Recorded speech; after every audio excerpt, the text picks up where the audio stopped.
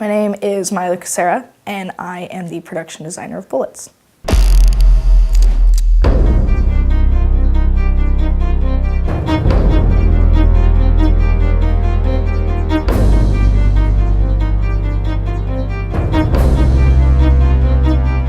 Shooting the teaser for Bullets was challenging, but it was really, really exhilarating at the same time.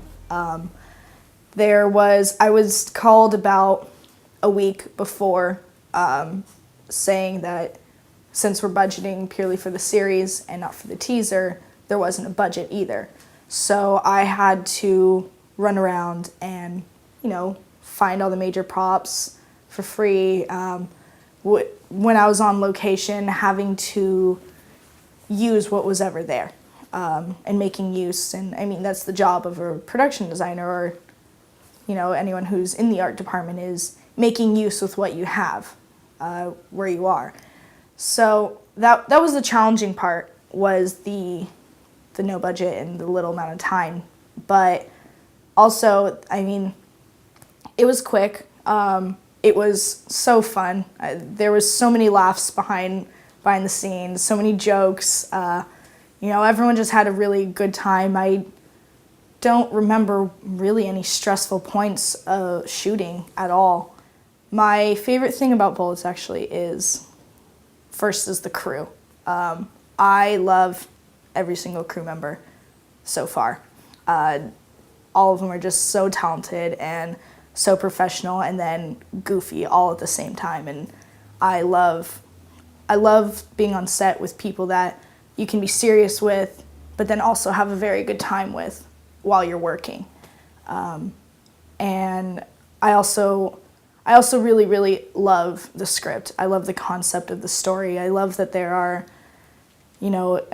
typically shows have a lot of, or like films and shows have a lot of side stories, but sometimes some of the side stories aren't as interesting, and I feel that all the side stories in this script are all equally as interesting as the other. I had to sign paperwork before I actually got to read the script. I was given the concept first, and I really enjoyed the concept, and I said, okay, yeah, I'll read the script. Sign some of the paperwork, and I'm really happy that I took on the project, because I'm really in love with this concept, and the different sets that we get to do. Like the poker room is definitely going to be one of my favorites to do.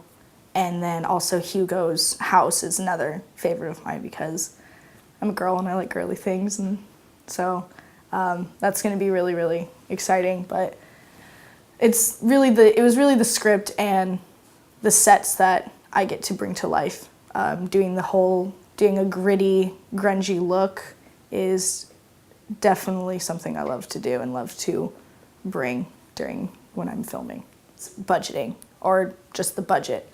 Normally, you are given a budget and asked to bring the world to the set, and normally you're not given a budget to buy the world.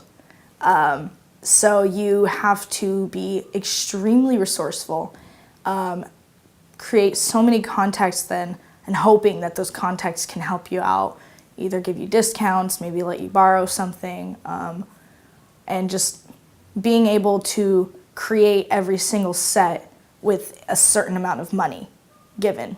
That's the biggest challenge for me. And then the second one is lovely directors who say, oh, please give me a lightning storm with birds flying and a castle.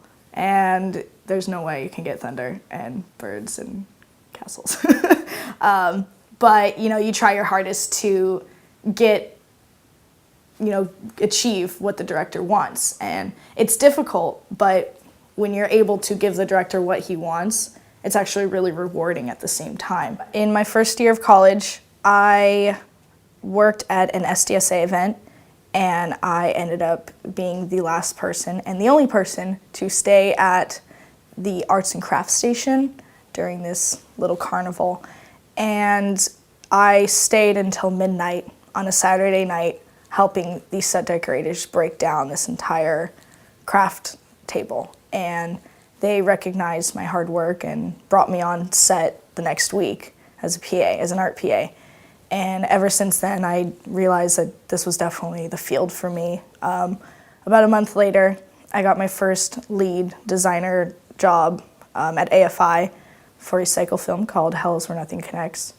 And ever since then, I've just been working in production design, art direction. I've been veering into prop making, a lot of graphic design, and pretty much anything artsy in the art department. Well, when I was 5, I wanted to be a veterinarian. But then when I got into high school and took biology, and I was only making snowflakes in class, that's when I realized, no, I'm not going to be a veterinarian. So I've really been artsy I've really been artsy all my life, but it didn't really hit me until high school how creative I was. I was always, the classes that were too easy for me, I did well in high school, but the classes that were too easy for me, I was normally making greeting cards, snowflakes, coloring, or, things like that. And in my sophomore year, I had the decision to either go for getting a full ride into UCLA for pole vaulting or going in for art.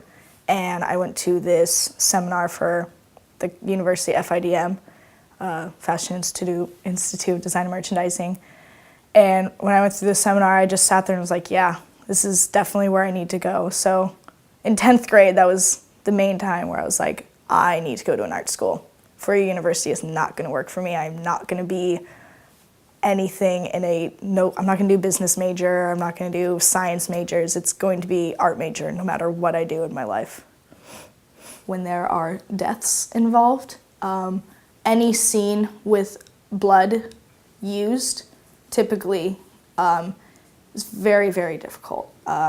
Most of the time, the fake blood, we don't use real blood, the fake blood, it will stain a lot of things that it touches. So, making sure that whatever you're using, the blood doesn't stain it, and preparing for that, and then also making the blood look realistic, not looking like, oh, look, art department put fake blood there. It's actually very, very challenging, and there are a few scenes where there will be blood involved, and it's going to be challenging, but it's doable, so.